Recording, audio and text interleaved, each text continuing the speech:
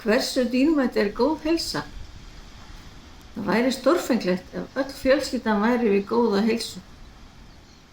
Þú, makinn, börnin, foreldrarnir, systkini, ömmur og afar og svo allir dýrmætu vinirnir. Hversu frábært væri það? En flest okkar veikjumst að minnsta kosti einu sinni á ævinni og þurfum í hjálp að halda.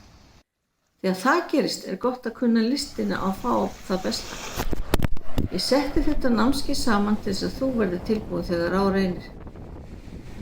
Rannsóknir sýna nefnilega að 14% sjúklinga verða fyrir einhvers konar mistökum í heilbrigðisþjónustu. Ég þekki það vel, meðal annars eftir ég missti ársgamlan son minn Jóel eftir mistök á bráðamóttöku barna.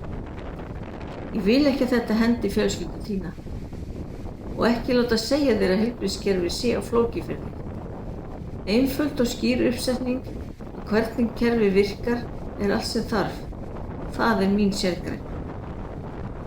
Starfsmönnum og stjórnendum og embættismönnum ekki treystandi til að tryggja öryggi okkar, þótt þau séu öll að vilja gerð.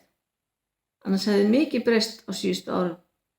Atvikaskráningin ekki að virka, sömu mistökin endurtaka sig aftur og aftur og öryggismenningin þróast ekki án sjúklinga og aðstandenda.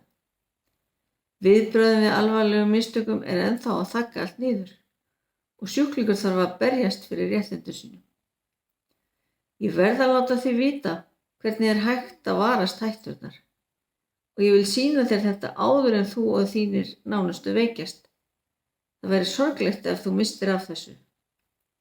Þú munt fá umtalsvert betra sjálfstraust í veikindum og betri þjónustu fyrir vikið. Það ekki heppni að fá góða þjónustu. Hún verður til í samstarfi milli sjúklinga og heilbrigðisstarfsmanna.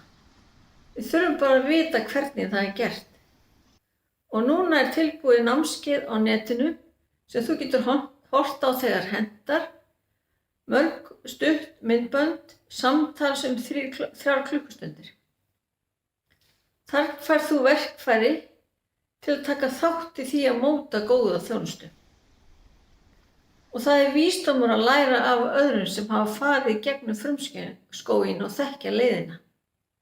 Það það sem þú færð ef þú skráir þig núna.